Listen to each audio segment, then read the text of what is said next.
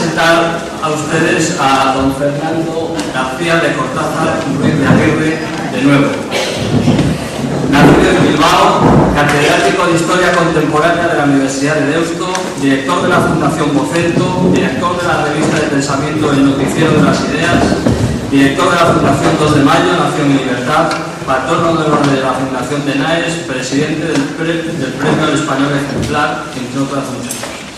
Ha dirigido más de 50 tesis doctorales defendidas en distintas universidades españolas y extranjeras y ha sido condecorado con la Orden del Mérito Constitucional de España y la Orden de las Palmas Académicas de Francia. Su formación humanística y su sensibilidad literaria le han ayudado a acercar de forma atractiva la historia al gran público, de tal manera que muchos de sus libros se han convertido en grandes éxitos editoriales. Una curiosidad insaciable por el pasado para hacer el presente inteligible, un gran talento narrativo y un admirable dominio del arte de la síntesis dan razón de la extraordinaria difusión de su obra. Ha escrito 43 libros, algunos traducidos a otros idiomas, y muchos de ellos repetidamente editados, consiguiendo también popularizar la historia de España mediante la prensa y las series de televisión por él dirigidas, como la exitosa Memorias de España, el programa cultural de mayor audiencia de toda la historia de la televisión española. De su breve historia de España se ha dicho que es el bestseller más importante de la historiografía española de los últimos años. Historia del mundo actual, Diccionario de Historia del País Vasco, Álbum de la Historia, España 1900, Biografía de España, Breve Historia del siglo XX, Fotobiografía de Franco, Historia de España, de Atapuerca al Estatuto, Los mitos de la historia de España, Los perdedores de la historia de España, Atlas de la historia de España, son títulos exitosos del historiador bilbaíno que revelan su madera de escritor y su olfato de periodista. Su última obra, Historia de España desde el arte, permite asomarse al pasado a través de la multitud de preguntas y respuestas que sugieren el tesoro artístico español. Es sin duda el historiador que mejor y con mayor originalidad ha transmitido la historia de España en su conjunto y quien ha alcanzado niveles de difusión nunca conocidos. Pero sobre todo, Fernando García de Cortázar es para todos nosotros una referencia moral, una persona que defiende a pie de calle, tras una pancarta del Foro Hermoa o de la Fundación de Naes, aquello en lo que cree, aquello a lo que ama. Es, como les decía antes, un intelectual comprometido con su tiempo y que está dedicando todo su conocimiento en la noble causa de la defensa de España y de la libertad. Fernando es ese poeta patriota que España necesita. Voy a leerles, aprovechando ya de su propio tiempo, un texto de una de sus obras, precisamente la de Historia de España, de Atapuerca al Estatuto, que me parece importante y por eso me permito leerlos en su minuto. En esta hora de España es el momento de reivindicar una nación que se hace y no que se ha vivido, una nación conjugada en presente y pensada en futuro, no en estado de derribo o de cierre por defunción política de sus ciudadanos y de sus representantes. Es el momento de inventar una tradición ciudadana que debe levantarse en nombre de la pluralidad y del espíritu de la transición ya hecha, de la reconciliación lograda entre los españoles y de la construcción de una nación de individuos libres, no de una suma de pueblos unánimes. Hay que salir del territorio donde la paciencia adquiere la forma de la burla. La resignación va cobrando el aspecto del descreimiento y la resistencia los perfiles del cinismo. Habrá que hablar de una España sin ingenuidad, pero con inocencia, sin furia, pero exigente en lo que atañe a la justicia, sin melancolía, pero con dolor por un camino de perfección que asume lo imperfecto de nuestra vida en común. Un ángel sí, pero fieramente humano. Esta expresión, además, que utilizas ahora en el último artículo de tu noticiero de las ideas. Bueno, pues con esas palabras quiero resumir la personalidad de Fernando. Un intelectual, sí, pero fieramente humano. Con ustedes, Fernando García.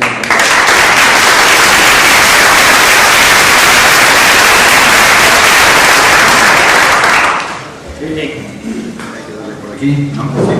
Queridos amigos, mi emoción agradecida a mi presentador por esa presentación tan viva, tan vibrante, tan generosa hacia mi persona, además insistiendo, como he dicho antes también, en esos aspectos más allá de mi currículum universitario que yo más admiro. Y al hilo de esa presentación, como poseedor de de la medalla o de la condecoración de las Palmas Académicas de Francia, sí le quiero recordar o quiero comunicarles a ustedes, decirles cómo cuando a mí me la impuso el embajador de Francia, una vez que yo tenía esta condecoración, que es una gran condecoración cultural, universitaria, de Palmas Académicas, una vez que yo la tenía bien agarrada, la condecoración, le dije, me gustaría saber por qué me la han dado, por qué me han condecorado. Yo pensaba pues, que no había escrito nada sobre Francia, y lo poco que he escrito es pues, para destacar pues, la tradicional enemira de España y de Cataluña, etcétera, etcétera, ¿no? Y entonces me dijo, pues mire, le voy a decir que va a ser claro, usted afirmando la nación española, luchando para afirmar desde el punto de vista de la historia, el compromiso ciudadano, la nación española también contribuye, diríamos, al bienestar del europeo y, diríamos, a la mejora de la sociedad, a la mejora, diríamos, de la humanidad, desde ese punto de vista, y por eso le condecoramos. Pues efectivamente, yo he hecho de mi profesión de historiador ese deseo de cambio, de mejora, que la historia debe traer. Es decir, la historia ha traído pueblos en el mundo que quieren sino que convivan en mansedumbre. Con este objeto yo también he preparado esta conferencia, que más allá de su contenido de nación cultural, siempre pensando que más allá de la nación cultural está la nación constitucional, y que efectivamente es la nación que todos libremente hemos elegido, y que es una especie, como ha dicho mi presentador, es una especie de plebiscito diario en el cual hay que pensar mucho más, como decía Ortega, en la nación que me encuentro al levantarme, mucho más que en la nación que me encuentro al acostarme. Bajo ese punto de vista, yo he preparado mi conferencia siempre insistiendo en que tenemos que utilizar los historiadores los grandes aportes también de nuestro patrimonio, como puede ser la lengua, por supuesto, como puede ser los grandes escritores españoles y también el arte. Por eso, en esta conferencia, yo quiero mostrarles efectivamente una España que se ha ido consolidando también como nación en torno al idioma, en torno al arte, en torno a la expresión artística, más allá de, y antes diríamos que la nación constitucional recogiera los intereses de todos los españoles por acabar con un antiguo régimen de privilegios regionales, sociales, de casta, de clero, etcétera, etcétera, para afirmarse en un deseo de igualdad y libertad, que, como yo digo, lo que es claro es que esto sí que es moderno, mucho más allá de lo contrario. Porque a medida que avanzamos en el siglo XXI entendemos que estas grandes ideas que siempre han funcionado, no lo olvidemos, como utopía, porque ni en la sociedad hubo cristiandad universal, ni hubo libertad, sino más allá de aquellos que pudieron adquirirla. Incluso la palabra democracia, que muchas veces se le llena la boca, no es claramente lo que la traducción griega dice, el poder del pueblo, pero sí entendemos que tiene que ser una especie de desiderato, una especie de objeto deseable, irrealizable, inmejorable a lo largo de nuestros días. Nación cultural, nación llena de cultura, nación con un gran patrimonio artístico que ciertamente nos debe también enorgullecer a los españoles. Por supuesto, no para que, diríamos, abombemos el pecho, ni menos levantemos la mano, el brazo en alto, pero sí para que efectivamente sentirnos orgullosos de pertenecer a un país cuya tradición cultural ha servido para que la humanidad mejore. Sentirnos orgullosos para que de una nación sin la cual el mundo ciertamente sería distinto. Y por eso yo quiero recordarles un poco, de la mano de la geografía y de la mano de la literatura y de la mano del arte, lo que esta España que conmemoramos y que celebramos y que nos comprometemos ahora en estas reuniones a afirmar como gran instrumento de igualdad y gran instrumento de libertad se ha ido formando. Carlos Busogno, el poeta Carlos Busogno, escribió este magnífico poema. Desde aquí yo contemplo, tendido sin memoria, el campo, piedra y campo, y cielo y lejanía. Mis ojos miran montes donde sembró la historia, el dulce sueño amargo que sueñan todavía. Pero el amor fundido en piedra día a día, pero el amor mezclado con monte, con escoria, es duradero, y te amo, oh patria, oh serranía crespa que te levantas bajo el cielo ilusoria. Campos que yo conozco, cielo donde he existido, piedras donde ha amasado mi corazón pequeño, bosques donde he cantado, sueños que he padecido. Os hablo, os amo, campos, montañas, terco empeño de vivir, sabiendo que es vano a veces mi latido de amor, mas te amo, patria, vapor, fantasma, sueño. Atrapada entre Europa y África, el Mediterráneo y el Atlántico, España ha soñado bajo sus párpados del tiempo todos los sueños del hombre. Los caminos de la historia le hicieron llegar modos de vida y alimentos, le hicieron llegar dioses y lenguas, grandezas y miserias que embellecerían su mirada y la harían deudora de olvidados pueblos viajeros. Más allá de castillos y de epopeyas marítimas, sin embargo, la memoria de España, su latido, es el fulgor que muchas veces sus muertos anhelaron y la esperanza que tiende la vida sobre el silencio del futuro. Por eso yo me atrevo a pronunciar los versos de Eugenio Nora, que tienen mucho sentido en una España a la que además se le priva del nombre en esa vejación política, cultural y social de llamarlo Estado español. España, deja que te nombre y queme en tu amor mis palabras, sin odio, puras y sin muerte, pero rojas de sangre cálida.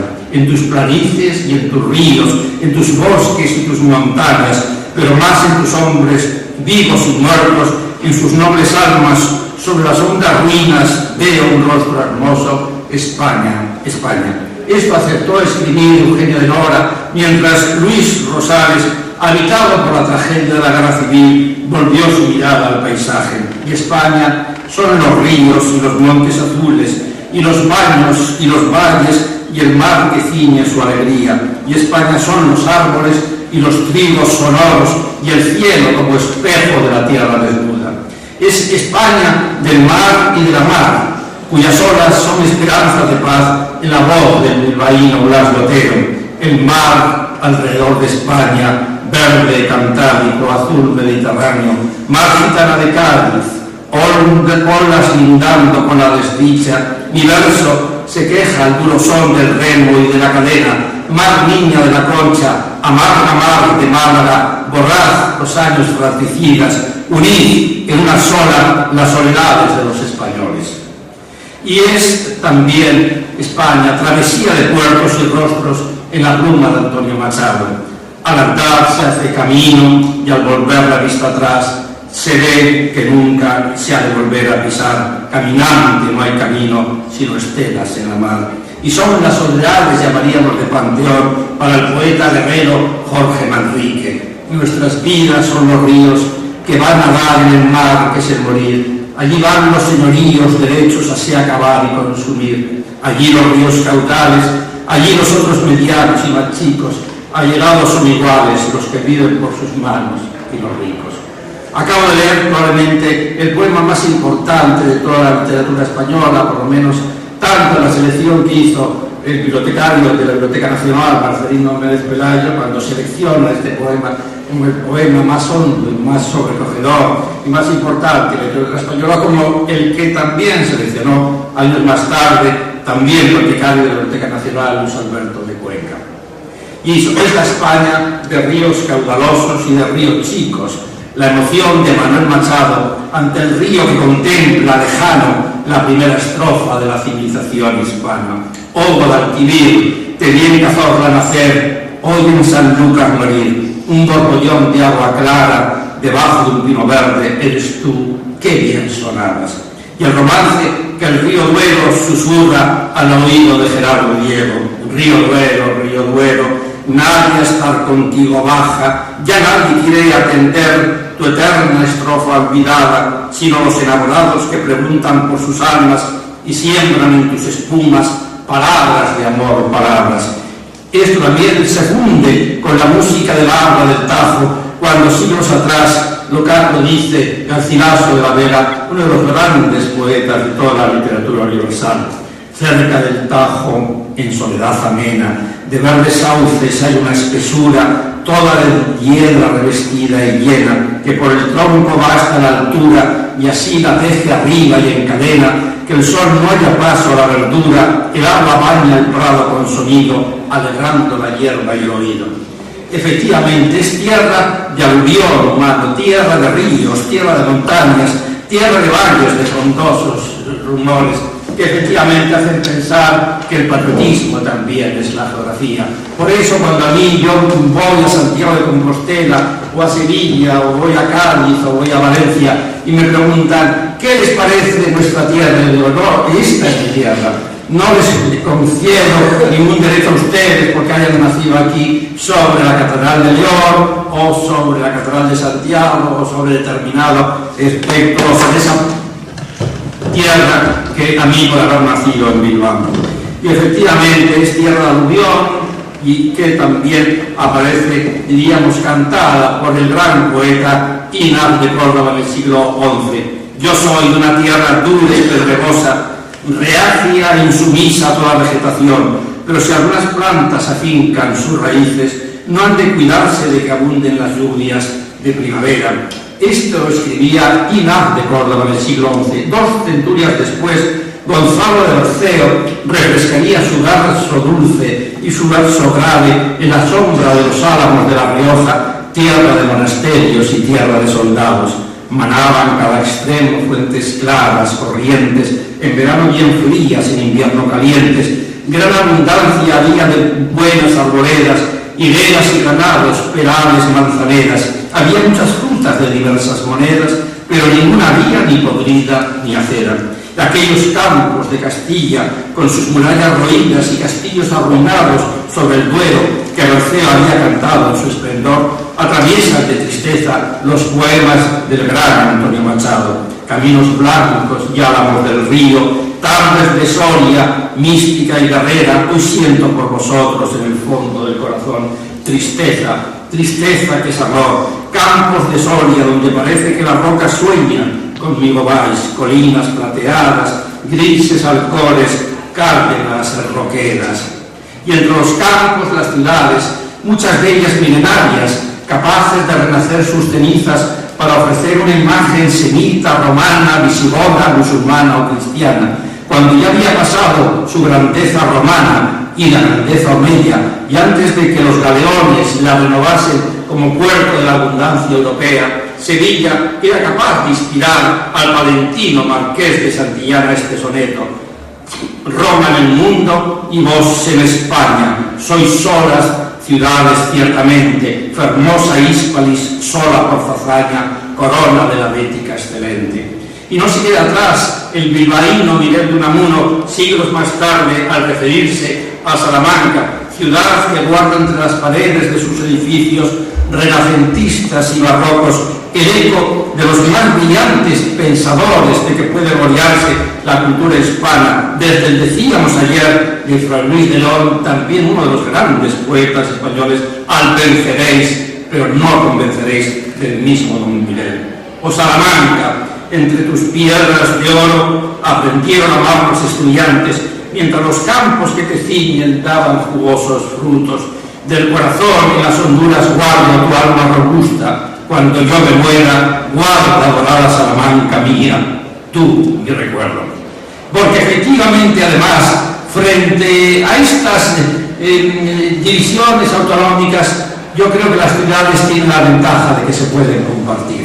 Y yo al leer este poema de Unamuno sobre Salamanca, recuerdo mi formación salmantina y mi amor y mi inicio en esta maravillosa ciudad. Y recuerdo también a Rilke que decía, mi patria es mi infancia. Y para nosotros, esta Salamanca fue nuestra infancia universitaria. Y yo puedo compartir a Bilbao con Salamanca y la puedo compartir con Madrid. Son ciudades donde yo me puedo sentir bilbaíno, salmantino y madrileño.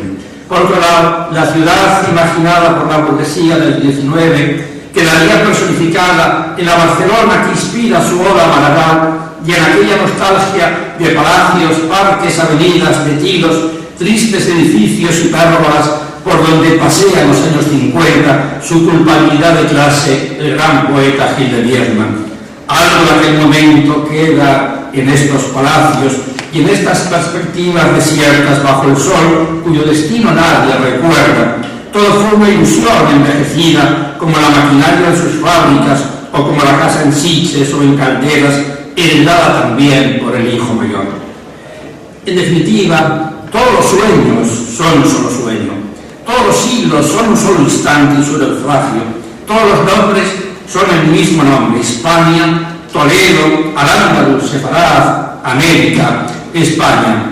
Mosaico de términos que proyecta la historia de España un perfil, diríamos, de deseo, de utopía, de quimera y otro de sombra, un esplendor de voces, de pueblos, de cultura y también, ¿por qué no, otro de silencio y ceniza? Lo que siento yo, además, en estos planes universitarios en los que gente como Gracián es desconocido, no aparece, que nosotros no hayamos conseguido transmitir a las generaciones siguientes este gran acervo cultural, literario, artístico que nosotros recibimos en nuestro bachiller y, por supuesto, después en la universidad, pero que también en nuestro bachiller nos familiarizamos con Lope de Vega, con Quevedo, con el Greco, con Goya, y sabíamos que más allá de las maravillosas aleluyas y maravillosos villancicos de Lope de Vega y de su gran capacidad para escribir obras de teatro, también aparece un fabuloso poeta que aparece vivo en esa elegía a la muerte de su hijo. En España, por otro lado, hay una historia de intolerancia y de sangre, una historia de exilios y de llanto, diciéndose y escribiéndose para siempre, diciéndose y escribiéndose entre el humo de las hogueras y la bruma de los presidios. En España, efectivamente, late un pasado doliente y desengañado que ha arrancado parte de sus raíces y que ha obligado a muchos españoles a vivir transterrados, a vivir como sobremuriéndose, una historia muchas veces como una larga herida, pero una historia a la que de la palabra España se ha cantado y se ha deseado y se ha anhelado desde el exilio. Cuando don Claudio Sánchez Albornoz, este magnífico historiador, pisa la tierra española con motivo ya de la transición, de la apertura después de la muerte de Franco, y besa la tierra española en Barajas y llora ante esa tierra española, uno recuerda que a este Claudio Sánchez Albornoz Franco le llamaba anti-español. Y recordamos también los que nos llaman antivascos en el País Vasco o anticatalanes en Cataluña, porque tenemos una idea del País Vasco integrado en España. También habría que recordar estos ejemplos y cómo se repiten los estigmas y cómo se repiten los insultos, que efectivamente encima son muy poco originales. Por eso, cuando yo hice esa memoria de España, me inflé, perdón la expresión, a poner fotos de Claudio Sánchez Albornoz emocionado al llegar a España. Y por otro lado, efectivamente, hemos dicho que hay una historia de llanto, una historia de exilios, una historia de gente transterrada, pero también al mismo tiempo, y esto es perfectamente cultural y definitorio de nuestro gran país, no es menos verdad que contagio, préstamo, mosaico, vestizaje son palabras que sirven para describir ese otro perfil de la misma historia de España, aquel que le hizo llegar a España modos de vida y alimentos, dioses y lenguas, el mismo que sus poetas nos han confiado en su cántico universal de amor a la tierra y a Dios y al hombre, roto el verso, el olvido del tiempo, y muchas veces seca la hierba de la intolerancia. Muchas veces por estas voces existen nostalgias, ciudades, usos, palabras y costumbres que son manantiales de cultura, a veces enterradas, pero todavía vivos. En su voz palpita, como hemos dicho ya desde el comienzo de esta curso, una España múltiple y diversa, pero una España en definitiva también común, rica en la realidad de su mirada. Dejemos pues que Marcial, que San Isidro de Sevilla, que Mosé Inab de Granada, que Inarbi de Murcia, este maravilloso místico musulmán, que hizo que cuando una consejera nada más oriunda de aquí, natural de aquí, de Cantabria, de consejera del gobierno murciano, dijo: quiero crear una gran biblioteca de autores murcianos. Y yo le dije, muy bien, lo que tiene usted que montar también en esa biblioteca, poner a Homero, a Virgilio, a Aristóteles, etcétera, etcétera. Es decir, todo el Mediterráneo. Es decir, tienen ustedes que reivindicar no solo el señor que ha nacido en Lorca o el señor que ha nacido en Cartagena, sino tener mucho más ambición y considerar también grandes poetas o grandes escritores murcianos a la gran cultura griega o a la gran cultura latina. Por eso digo, recordemos lo que ellos han aportado a la cultura española, recordemos a Alfonso X el Sabio, recordemos que escribían sus poemas más íntimos y los poemas más sentidos, en los que escribía en la lengua gallega, reservando el castellano, y no había ninguna contradicción, por supuesto, entre el gallego, Alfonso X el Sabio, y el castellano en su obra, y a nadie se le ocurrió más que ahora, con esta locura y con esta patología que estamos sufriendo y que tenemos que denunciar y no tenemos que levantar contra ella, pensar que son idiomas que se enfrentan, etc. Y es la obra de Juan de la Cruz, uno de los grandes poetas de la historia universal, y es el Inca Garcilaso, que es el conquistador conquistado. Entonces, dejemos que todos esos grandes escritores relaten el pasado de España, relaten sus culturas, sus religiones diversas.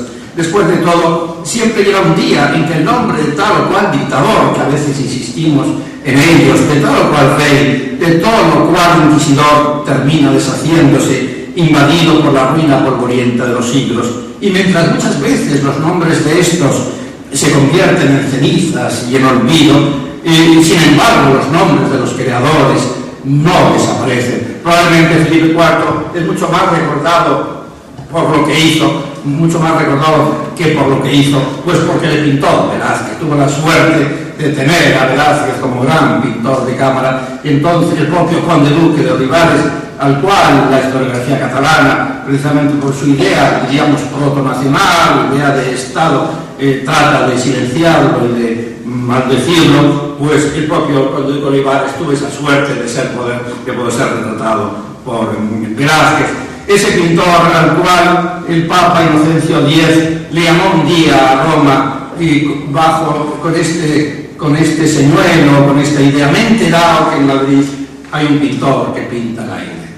Porque efectivamente Velázquez y Antoñito López, el gran pintor actual, también pintan el aire de España y pintan el aire de Madrid. Y saben ustedes, cuando pintó a este Inocencio X, en uno de los, ¿qué podemos decir?, el primero, segundo, tercer gran retrato de toda la historia de la humanidad. No hay más retratos mejores que el Inocencio X, podemos poner 1, 2, 3 más entre las grandes cumbres del retrato. Y como saben ustedes, cuando Inocencio X recibió el lienzo de Velázquez, vayan ustedes a verlo, en la Galería Doria Panfili, allá cerca de la Piazza Venecia, y dijo Inocencio X, troppo vero, demasiado verdad. Como saben ustedes, Inocencio X dicen que tuvo problemas en el cónclave porque era muy feo, y entonces tenía un tipo de fealdad que probablemente rechazaba, hacía que la gente lo rechazara, y no parece lo más apropiado que un papa, en el momento que se acercaba a alguien,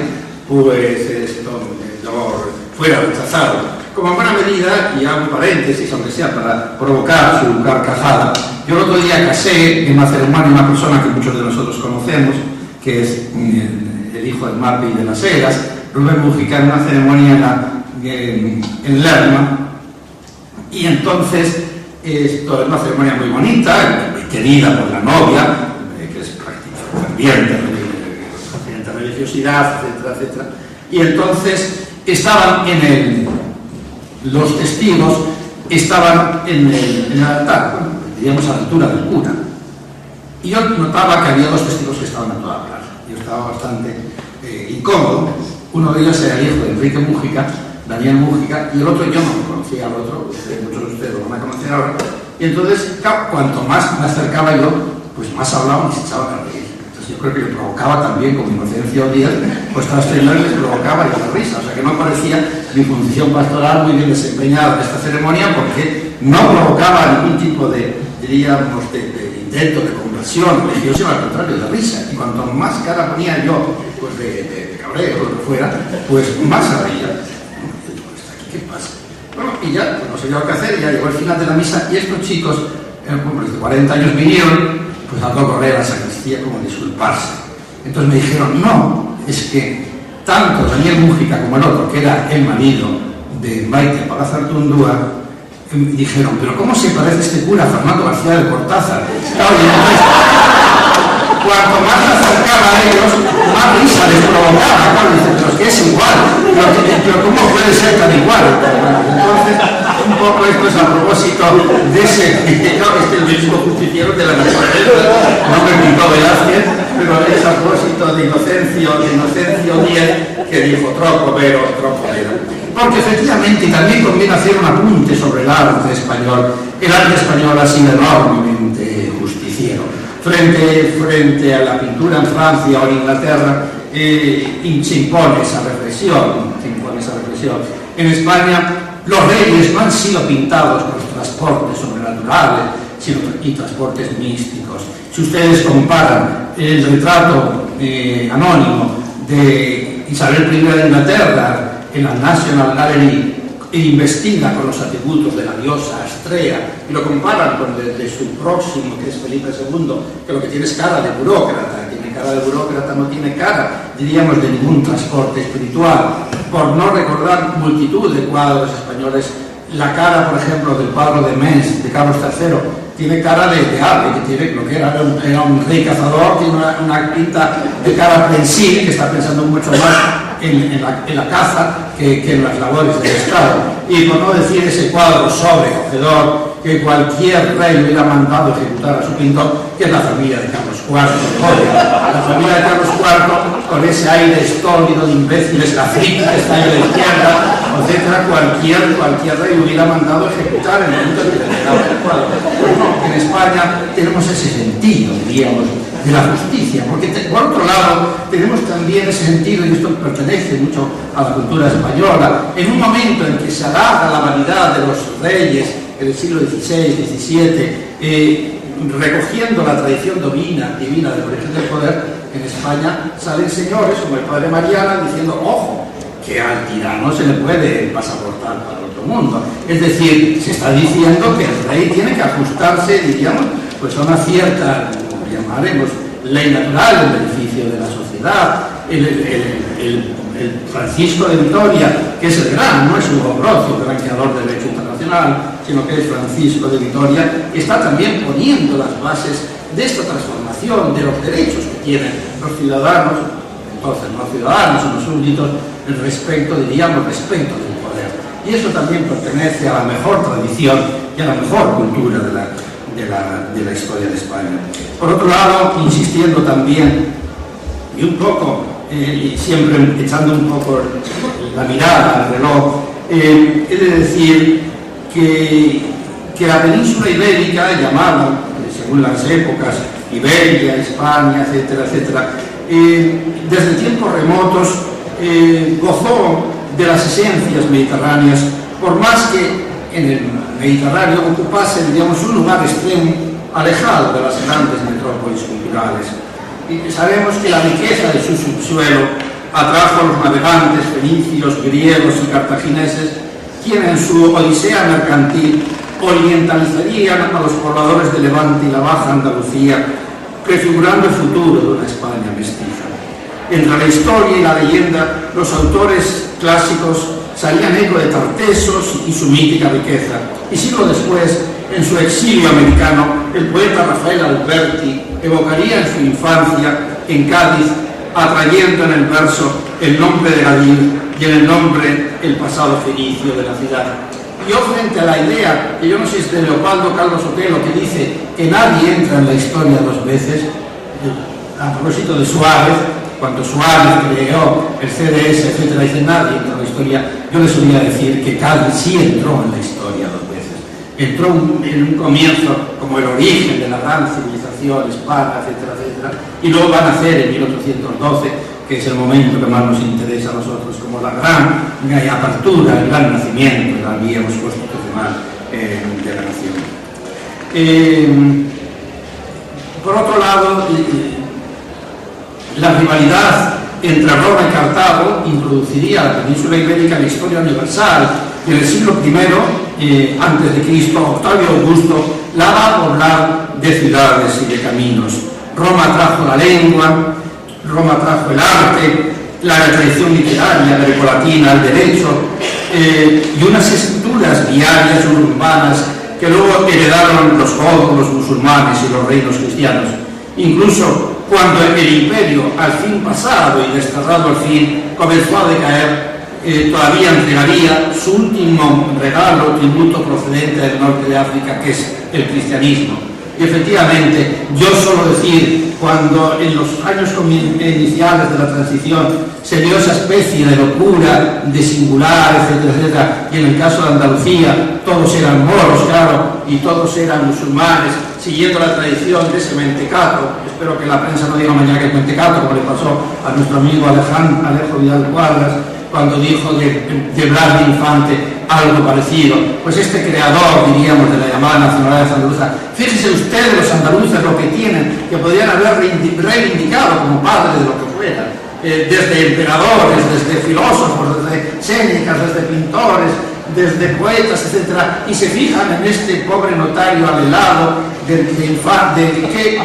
lo que tuvo es la muerte, lo único que, bueno, que lo matan, o lo ejecutan, o lo asesinan, como quieran ustedes, con motivo de la guerra civil. Pero yo suelo decir, yo creo que es una idea que debemos recoger en esta pelea, en la que también estamos inmersos continuamente, que el hecho de que a uno lo crucifiquen no lo hace redentor. Es decir, el hecho que a Blas de Infante lo crucificaron, como a Companys, etc., no lo hace redentor. No hace redentor su obra, como el hecho de Companys, que habría que recordar en esta exaltación mítica y dolorosa y atentatoria contra la historia, fue un señor que en su historial, y que se lo pregunten a Enrique Zelay-Dakar, pues asesinó al noviete de su novia, o de su amante, que estaba casado, el capitán Collós, el capitán Cojones, ordenó que se le diera muerte. O sea, este señor que luego aparece como la gran exaltación de la libertad, o que le pregunten al señor Orwell, que también habría que recordar, ¿por qué Orwell, que llega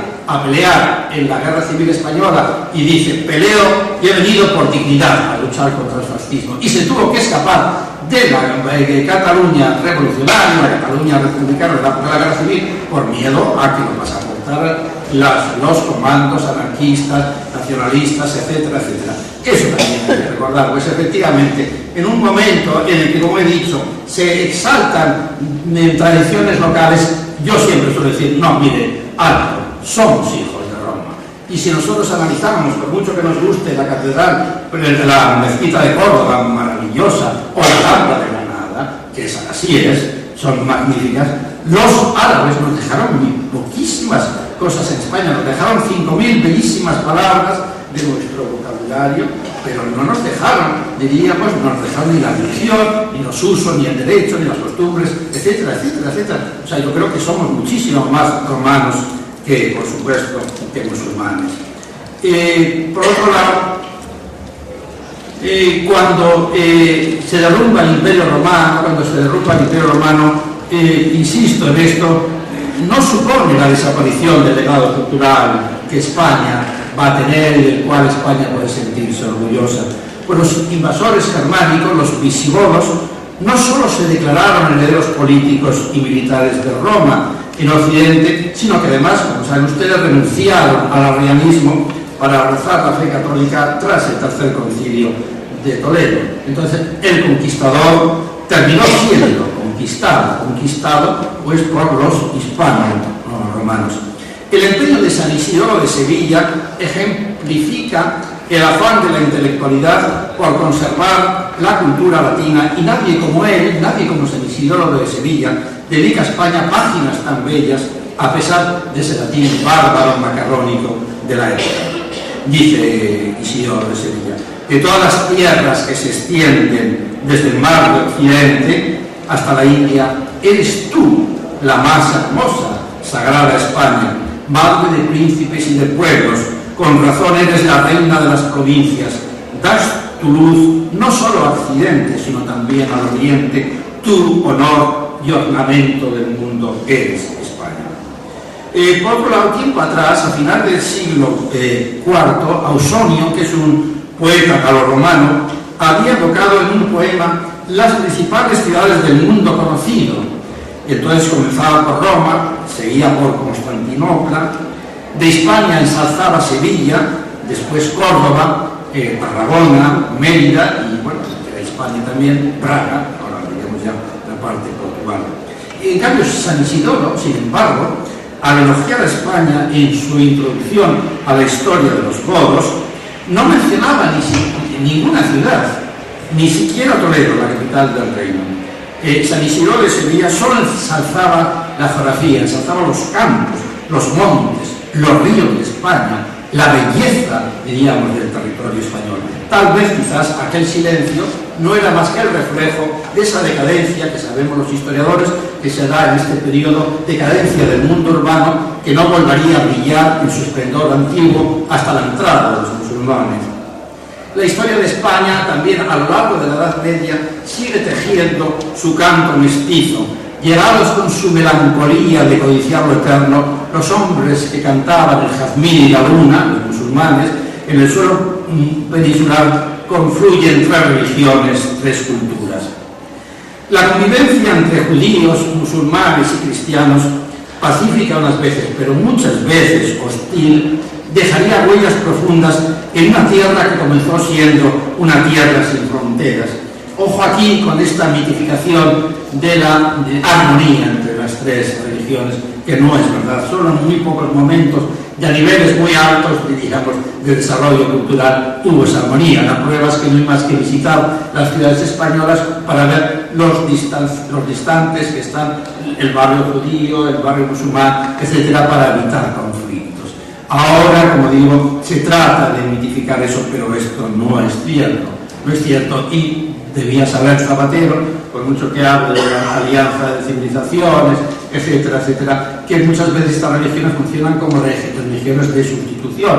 Probablemente el mundo musulmán, que es un mundo no laico, como el mundo católico, de tal forma que nuestro amigo, que nos está suyo aquí, Gustavo, bueno, suele decir alto, dice, yo soy ateo, pero ateo católico, es decir, ateo dentro de la cosmovisión católica, no dentro de la cosmovisión ni protestante ni musulmana. Efectivamente, porque ya que estamos en la Edad Media, habría que recordar el drama, tanto del mundo judío como del mundo musulmán en España, es en los intentos laicizadores de Maimónides o de Averroes, luchan contra la ortodoxia de sus propias religiones. Y lo que sí efectivamente consigue llevar adelante Santo Tomás de Aquino, que es la laicización, la laicización de la religión, pudiendo ser considerado como una especie de Aristóteles bautizado, pues eso no se consigue, diríamos, en el mundo judío ni en el mundo musulmán, y de ahí, diríamos, este drama actual de encontrarnos con, diríamos, religiones que, por otro lado, dada la evolución de los tiempos, resultan anacrónicas, porque ya en el siglo XVIII Voltaire decía: las guerras de religión terminaron cuando los estados dejaron de hacer teología, y en buena medida Europa dejó de hacer teología y únicamente la refirió al hecho privado de la religión. Sin embargo, las teocracias judías o musulmanas pues realmente siguen ocasionando todos estos grandes niveles de violencia que seguimos observando en el siglo XXI. Por otro lado, como digo, o sea, que desmitifiquemos esta idea de la armonía, de la convivencia de las tres grandes culturas. Lo que sí hay que decir es que efectivamente España fue un laberinto de culturas, de religiones, de razas, y que las ciudades se van a enriquecer, y no hay más que ver cómo, pues lo he dicho antes, las ciudades tienen imágenes semitas, romanas, visigodas, cristianas, miradas musulmanas, etcétera, etcétera.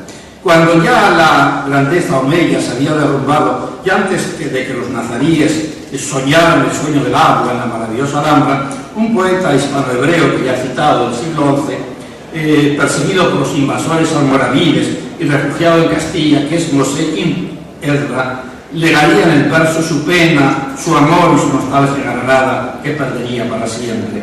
Fíjense que versos tan hermosos. una figura hermosa, un vaso de vino, un jardín, el canto de los pájaros y el murmullo del agua en la acequia. Y ese goce cuya esencia es durar un instante y que muchas veces se convierte en melancolía, también se convierte un poco en el latido de Manuel Machado, que en 1936 en Burgos evoca la imagen mestiza de Andalucía cuando dice cáliz, salada claridad, Granada, agua oculta que llora, Romana y mora, Córdoba callada, Málaga cantaora, Almería dorada, plateado Jaén, Huelva, la orilla de las tres carabelas y Sevilla.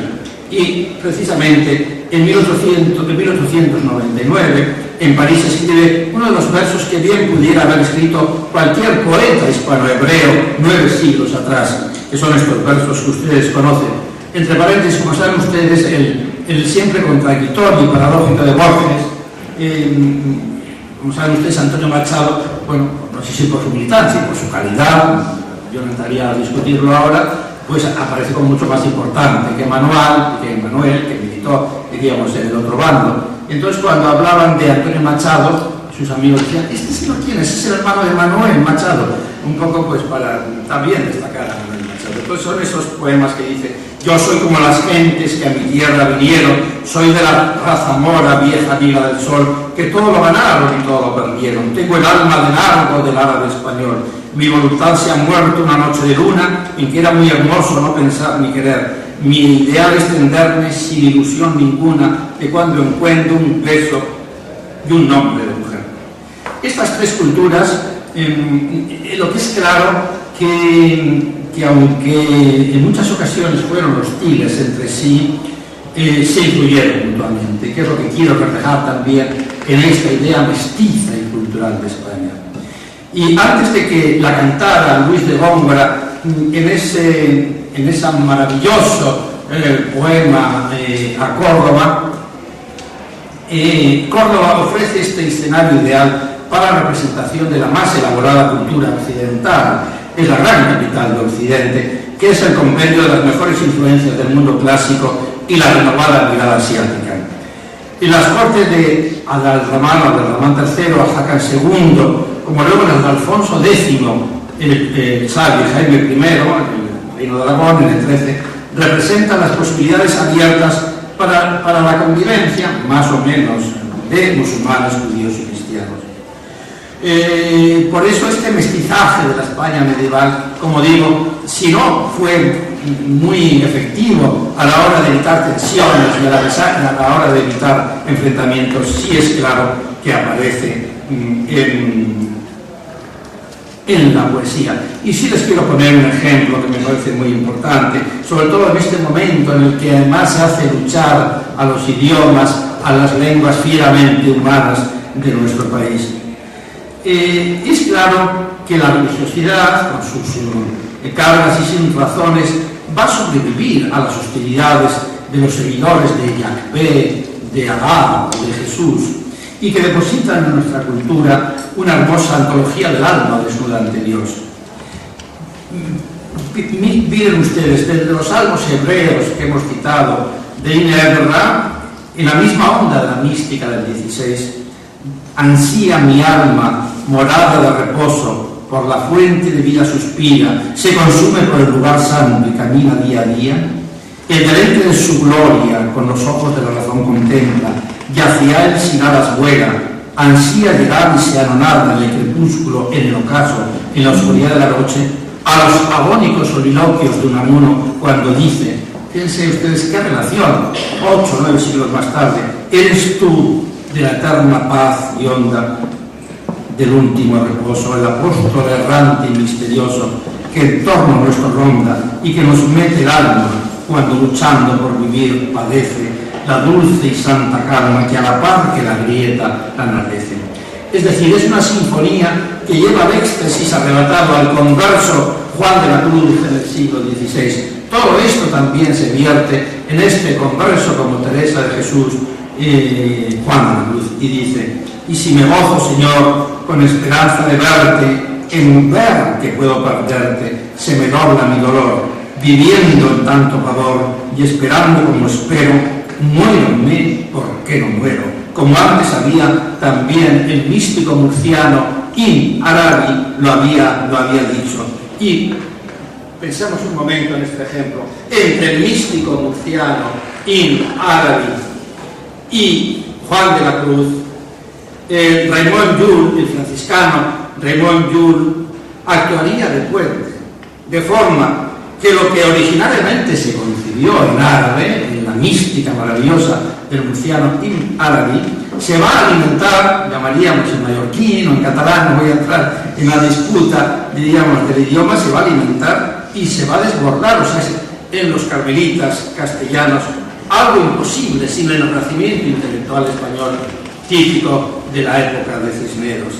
Y también, ¿por qué no?, toda esta fuerza mística y fuerza de poder religioso llegaría al confesional desafío de Blas de Otero en uno de los versos más sobrecogedores que yo he visto y en este genio del soneto como era el bilbaíno Blas de Otero. Arrebatadamente depresivo, arrebatadamente desgarrando mi soledad mortal, te voy llamando a golpes de silencio. Ven, te digo, como un muerto furioso, ven, conmigo has de morir, contigo estoy creando mi eternidad. ¿De qué? ¿De quién? ¿De cuándo? De cuando arrebatadamente esté contigo. Y sigo muerto en pie. Fíjense ustedes qué verso de Blas de Otero. Pero te llamo a golpes de agonía. Ven, no quieres, y sigo muerto en pie, pero te amo a besos de ansiedad y de agonía. No quieres, tú que vives, tú que hieres arrebatadamente el ansia mía. Efectivamente, no es posible no encontrar, diríamos, una relación entre los grandes místicos judíos, hebreos, musulmanes del siglo XVI, XVII, carmelitas, no carmelitas, y también el verso arrebatado de estos hombres agónicos como Unamuno o Blas de Otero. Y por eso también, no solo la pasión divina, sino también la pasión humana se entreteje de ese sustrato cultural mestizo, contagiado de la cultura española. Y el amor hispano se escribe no solo con el desenfado de Marcial y el erotismo del cancionero de Íñigo Guzmán, sino con la concupiscencia del arcipreste de Ita y la zozobra del valenciano Inalzacab, más delgado que el céfiro en su aroma, pasmo su talle y la palma, la vi pasar con dulce contoneo, desenvainando el sable de sus ojos. Del erotismo mojinato de Ana Ozores en Argenta, la novela, a mi entender, más importante, y por qué no decirlo, más que Madame Bovary, la novela más importante del siglo XIX europeo, el erotismo mojinato de Ana Ozores en Argenta, a la melancolía premodernista de las rimas de Becker, del pueblo enamorado de Quevedo al desparpajo del Garcilaso de la Vega. Coged de vuestra alegre primavera el dulce fruto antes de que el tiempo airado cubra de nieve en la hermosa cumbre, o al intimista maravilloso poema de Neruda, me gustas cuando callas porque estás como ausente y me oyes desde lejos y mi voz no te toca. Parece que los ojos se te hubieran volado y parece que un beso te cerrara la boca. Como todas las cosas están llenas de mi alma, emerges de las cosas llena del alma mía. Mariposa del sueño, que pareces a mi alma y que pareces a la palabra melancolía. Me gustas cuando callas y estás como distantes y estás como quejándote en mariposa en arrullo. Y me oyes desde lejos y mi voz no te alcanza. Déjame que me calle con el silencio tuyo, como digo, de Pablo Neruda. Por otro lado, a la llamada de esta carne, como he dicho, no es solo la pasión religiosa, sino la pasión humana. Y a la llamada de la carne no pueden acudir tampoco las alcahuetas de Ibn Said, las dueñas maravillosas de las comedias de Lope de Vega, las correveitiles del libro del buen amor, las intermediarias de las novelas de las dos o la Celestina de Fernando de Rojas, una de las obras cumbres de toda la literatura universal, que además, lo llamativo, y eso quizás a veces nos viene más mal, porque España es un país que tiene una gran imagen, probablemente mala o buena, pero tiene imagen. Tú preguntas en Europa o en el mundo cómo es un español y te dicen algo. Preguntamos lo que es un finlandés o un belga y probablemente no sabíamos qué decir. Y muchas veces ha sido el arquetipo literario el que se ha incrustado tanto que que ha podido hacer creer, nosotros que hemos sido los inventores de la Celestina, hemos sido los inventores del Sancho, del idealismo del Quijote, nosotros que hemos sido los inventores del licencioso Don Juan, nosotros que hemos sido los inventores, bueno, a través de los franceses, de Carmen, Sevillana, etcétera, etcétera, tendríamos que decir a los que nos visitan, que hacen esos análisis tan rápidos de nosotros, que no somos ni Celestinas, ni Quijotes, ni Santos, sino hay personas que se apellidan Pérez, normales, que son funcionarios y trabajan en un banco, o empresarios que montan una empresa importante.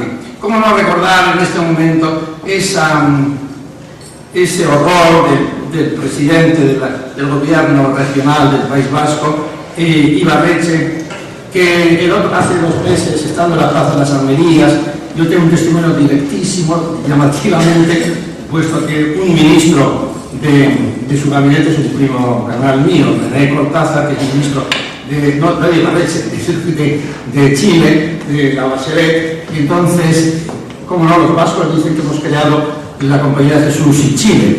Bueno, porque como saben ustedes, muchos indianos se establecieron ahí. Entonces, como nieto, como yo, de ese indiano, pues está este René Cortázar, que ya fue ministro con Patricio Villarroel, ministro con la Bachelet. Y estamos en la Plaza de las Armerías, yo no sé si ha tenido, yo se lo conté a Rosa Díez, en un momento que entramos en un programa de Telemadrid, que fue bastante visto, en el que me peleé con un historiador, un pseudohistorador, a propósito de la guerra de independencia. Y bueno, es que es dramático, en un momento que estamos celebrando la guerra lista nacional, nos traen a un señor que dice que la guerra de liberación nacional fue una guerra civil. Bueno, entonces yo antes de entrar le dije a Rosa Díez, me llamó un primo mío que había presenciado la escena, y era que Ibarretxe estaba en la Plaza de las Armerías de Santiago de Chile, y Patricia Acosta la Bachelet dijo: ¿qué es España? Claro, con cierta admiración, ¿qué es España? Y dijo Ibarretxe: bueno, es un país de camareros. Y entonces la Bachelet dijo: ¿cómo un país de camareros? Mire usted, allí PNV, no sé qué, Repsol, la Telefónica, etcétera, Banco Santander, no sé qué, dice: ¿cómo puede usted decir que sea así? Toda esta plaza está llena de grandes empresas multinacionales.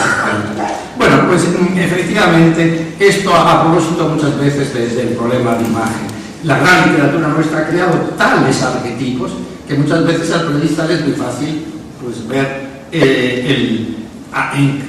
en una señora, en María Sangila, una Carmen, en vez de ver una señora razonable, intelectual, que ha hecho su carrera de trilingüe en Salamanca y que tiene poco de Carmen y de gitana, etcétera, etcétera. Bueno, por otro lado, y voy terminando ya mi conferencia, porque en eso yo sí quiero ajustarme, por supuesto, al horario.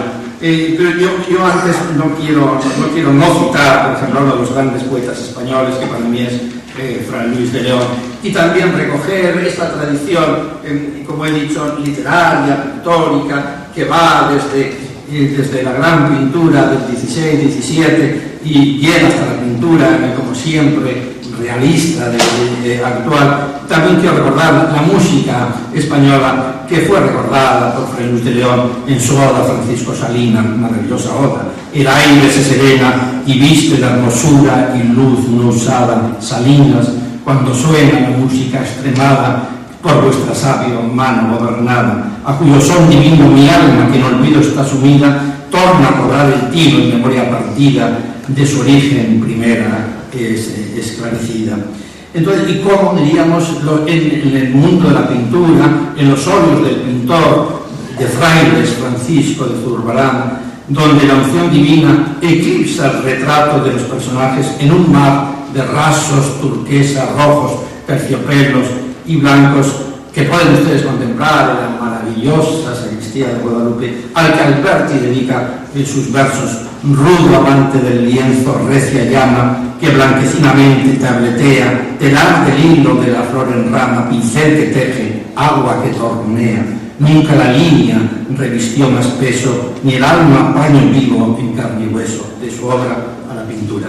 Pues efectivamente, lo que sí es claro es que ni el amor divino ni el amor humano aplacaron ciertamente ese ardor guerrero que vela armas en el fondo del alma hispana, que es muchas veces esa dura referencia a tantos siglos de pelea, de reconquista y de expansión ultramarina, y que hace alusión también a esa, diríamos, a esa barbaridad que dicen muchos sobre la imposición a golpe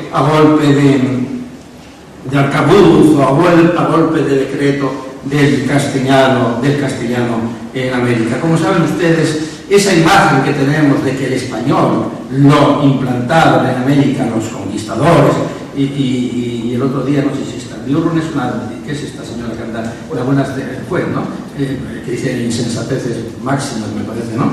Y se mete a hablar de lo que no sabe, etcétera. Bueno, pues también, por supuesto, dijo por casualidad, puesto que por casualidad una tertulia de esas realmente peligrosas y lesivas y que se dan en televisión, más que vi que se despachó con una alegría sobre esto. Me pusieron, no sé, habría que recordar que la comunidad lingüística española, y sí me gusta decirlo, no va a ser obra ni de los clérigos, que siempre emplearon las lenguas nativas para evangelizar a los indios, ni tampoco de los conquistadores, que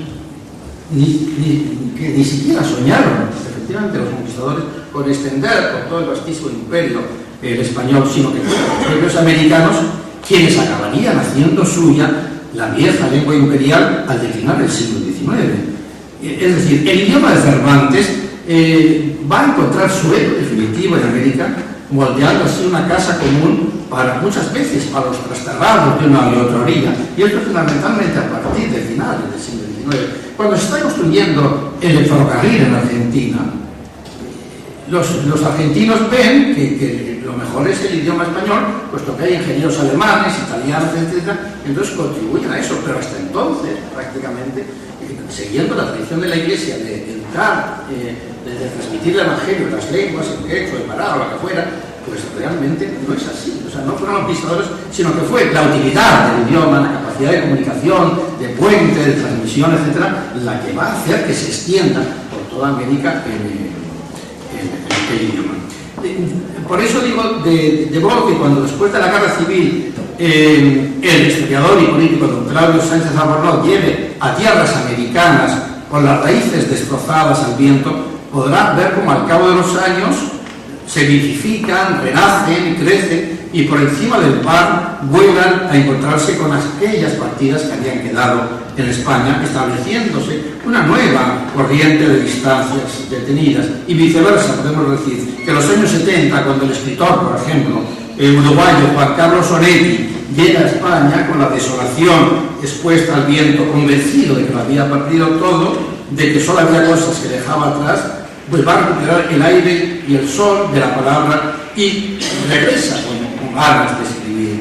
Por eso es verdad que muchas veces la tensión en España nos ha hecho pasar por un país violento, y tenemos ese arquetipo que llamativamente yo diría que ese arquetipo fácil que se concede al español, yo creo que lo que más lo representamos somos los vascos, que somos de palabra, diríamos, agresiva, testarudos, mucho más que los mediterráneos, los andaluces, y no más que ver también el poema de Miguel Hernández cuando va describiendo a las distintas regiones, y entonces esa imagen, diríamos, aguerrida, testaruda, etcétera, ciertamente no la cumplen ni los mallorquines ni los valencianos, mucho más dados al pacto, a la transición, a la transacción, etcétera, etcétera. Entonces, pero junto a eso, yo también creo que teníamos que hacer algo de historia comparada. Cuando con esa facilidad hablamos de un país cainita y de un país enfrentado, de un país fratricida, bueno, recuerdo de la reconquista y de guerras civiles. Las guerras carlistas son guerras civiles tremendamente duras. Una cosa es que la literatura, después de haber pasado por el tamiz de Valle Grano, de Pedro Cantón, puedan aparecer, pero son de enorme crueldad, precisamente por la proximidad entre los ejecutores y los ejecutados, entre las víctimas y los asesinos. Por eso nosotros podemos preguntarnos, ¿es la historia de España, también como pregunta y al final, es una crónica de la violencia? Yo diría que ni más ni menos que en el resto de las naciones más desarrolladas. No obstante, la imagen, esa especie de imagen pseudo-romántica de un país dominado por la intolerancia, por las luchas fratricidas o por el ansia de conquista.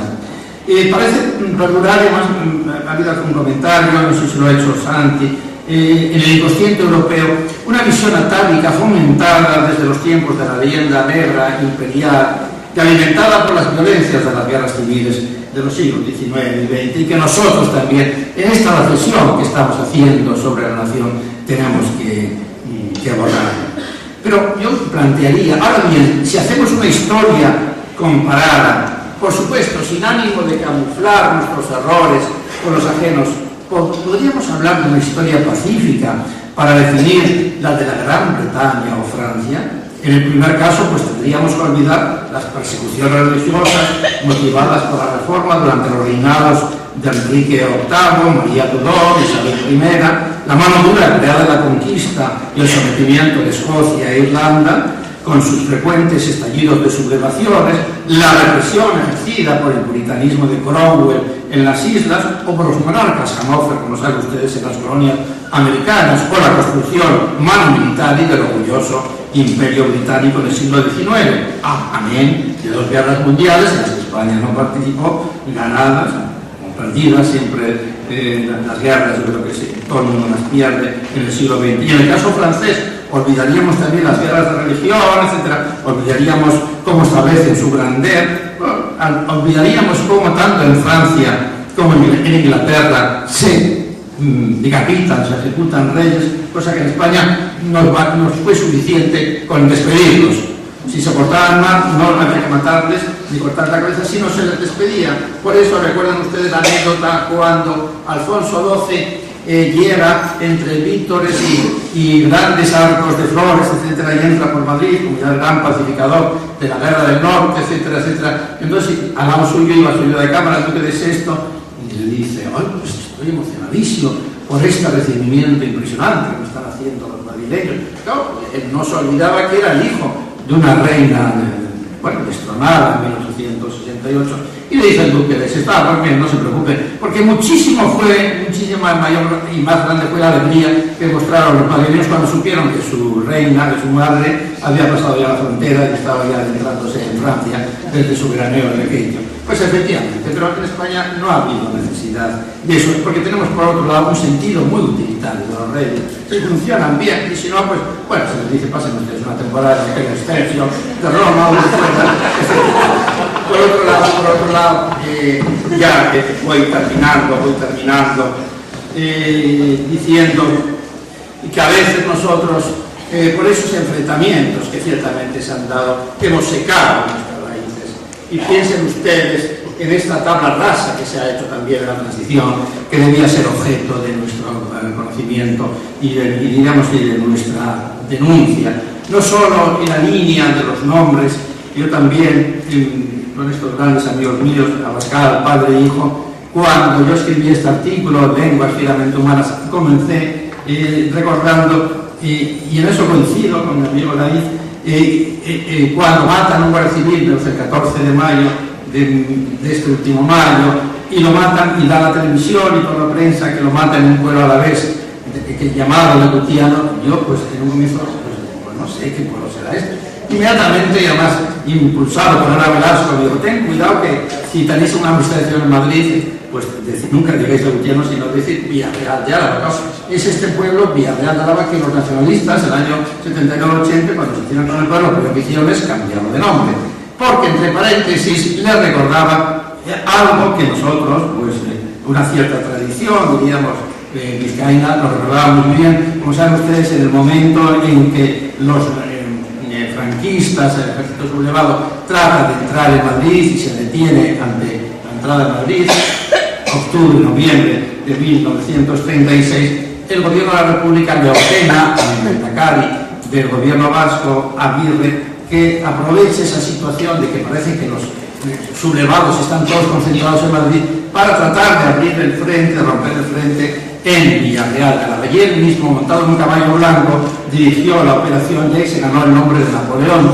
porque fue, diríamos, una operación frustrada y fallida. Claro, entonces cuando llegaron los nacionalistas, lo primero que dijeron: vamos a quitar este nombre, a hacerlo olvidar, porque si no nos van a estar dando la burra con Napoleón. Bueno, pues, efectivamente nos tenemos que resistir no solo a nuestros terrenos de la geografía y de la historia y la manipulación de la historia, sino también de este mismo idioma, o llevar, diríamos, a la ignorancia a estas generaciones de esta gran cultura que yo he tratado, diríamos, de verter y de comunicar con ustedes con sentimiento a través de los poetas y del arte español, porque yo creo que efectivamente en nuestro legado lo estamos, diríamos, robando a las generaciones posteriores. Yo en mi próximo libro, que está a punto de saldrá en octubre, que se llama Historia de la Cultura en España, yo cuando lo estaba haciendo, pues yo estaba diciendo, pues si esto yo,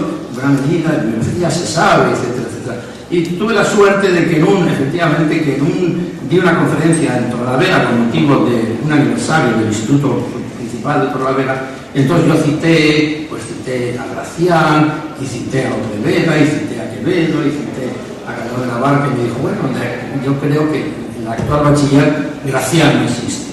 Y dije, bueno, pues yo por lo menos haré que Gracián se mantenga, diríamos, en el imaginario, en la tradición española, en libros como eso. Bueno, efectivamente, creo que es el compromiso nuestro y de estos seminarios, efectivamente, hacer que la gran cultura española se transmita.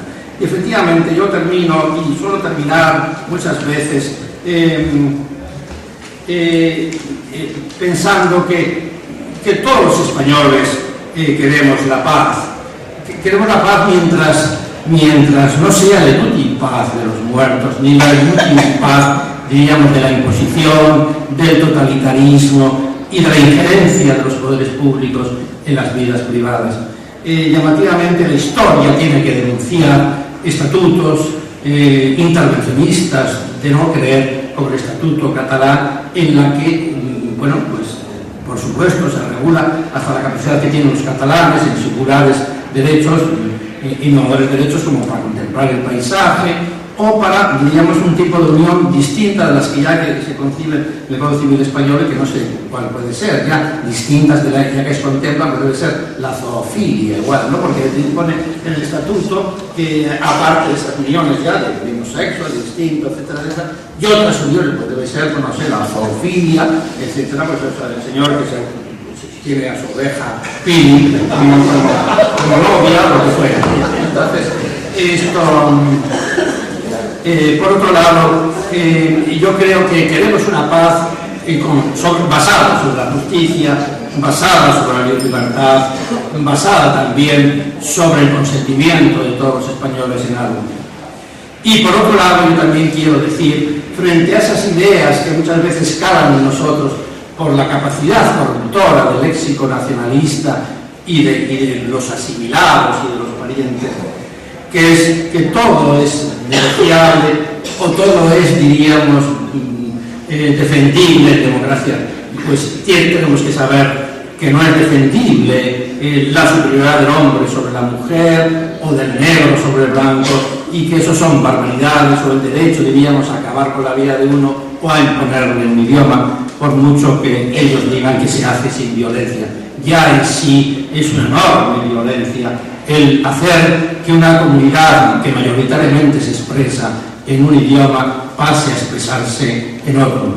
Y frente a esa idea, que también quiero darles un instrumento en esta especie de revisión cultural de España, frente a esa idea que se dice también, diríamos, España como nación, se afirmó como una, diríamos, afirmación del idioma español, del idioma del Estado, también yo diría que una cosa bien distinta es hacerlo del siglo XIX, que sería efectivamente con dolor individual, etc., de hacerlo del siglo XXI, donde es claro que ha habido un gran desarrollo de los derechos y libertades individuales, diríamos, además afirmados y refrendados por grandes declaraciones internacionales, con lo cual es mucho más lesivo, no lo olvidemos, porque somos conscientes en el siglo XXI de nuestros derechos individuales y debemos denunciar las agresiones. Y llamativamente un gobierno que proclama su cruzada de defensa de las libertades, se están haciendo, diríamos, los atentados más graves a golpe de decreto, a golpe de imposición, a golpe de manipulación de los libros de texto que eso realmente sobrecoge la manipulación que hemos visto de los libros de texto, y no solo por editoriales, diríamos, locales, Abertzales o Abertzales, sino también por las grandes editoriales nacionales, que tratando de conseguir un mercado regional, territorial, deben siempre estar mirando también al consejero de Educación, que les va a ayudar a introducir ese texto. Por otro lado, yo creo que el ejemplo de nuestros poetas, yo diría que no queremos pastorear piadas de sangre, ni tener almas apoyadas entre fronteras. Los que creemos en la ciudadanía, efectivamente creemos en una nación de ciudadanos que nos hace estar vivos y exigentes con nuestros derechos y libertades individuales. Y por otro lado, y como he dicho también, la política ha venido a traer pueblos sobre la tierra. ¿Y qué quiere? Sino que convivan en mansedumbre. Y si la nación, como diría Kant, a veces recordamos mucho más cualquier filósofo romántico que a Kant, decía que las naciones se han hecho para firmar la paz universal. Llamativamente parece que pocas han cumplido ese objetivo, y es llamativo que ahora, en el siglo XXI también, se traten de afirmar naciones, que no es el concepto de nación, como saben ustedes, del 17 y 18, más relacionado con el natus, con el nasco, con el verbo nacer, con el origen, etc., sino que tiene un sentido claramente excluyente respecto del otro. Por eso, y como yo muchas veces termino con unos poemas de mi gran admirada mujer bilbaína, bueno, castellana, nació en Bilbao por casualidad, Ángela Filera, y yo suelo decir que es una gran perdedora, y también la puse como perdedora en mi libro de los perdedores de la historia de España. ¿Por qué? Porque es una gran poetisa, me parece a mi entender, incrustada entre dos grandes poetas masculinos, Celaya y Blas de Otero. Entonces, tiene esta bilbaína de nacimiento, aunque madrileña de adopción y amante de los pueblos de Castilla, tiene dirige a España un canto rabioso de amor a España en su belleza, con el cual yo quiero terminar esta exposición. Con los ojos cerrados, con los puños cerrados, con la boca cerrada, España, canto tu belleza, y con la pluma ardiendo y con la pluma loca de amor, rabioso canto y firmo. Belleza sobre ti y en tus entrañas de miel y granito, y en tu cielo y en tus encadenadas cordilleras y en tus encadenados hombres canto. De siglo en siglo, en olas y torrentes de barro y velo, en sucesivas olas de tierras y metales agregados, de frutos madurados poco a poco, bajo tu fiero sol me vienes madre, me viene tu belleza tierna y dura, tu corazón rodando enamorado, hasta embestirme, hasta llenarme todo, hasta romperme el miedo y la corteza. Muchísimas gracias.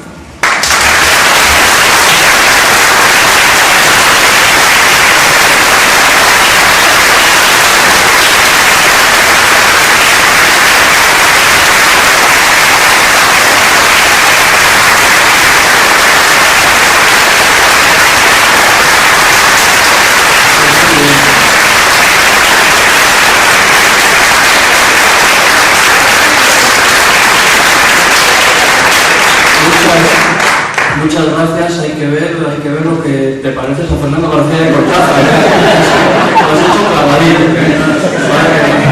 Esta vez, a diferencia de la otra, se han visto lágrimas en nuestros ojos, llorando de risa y de emoción. Muchas gracias.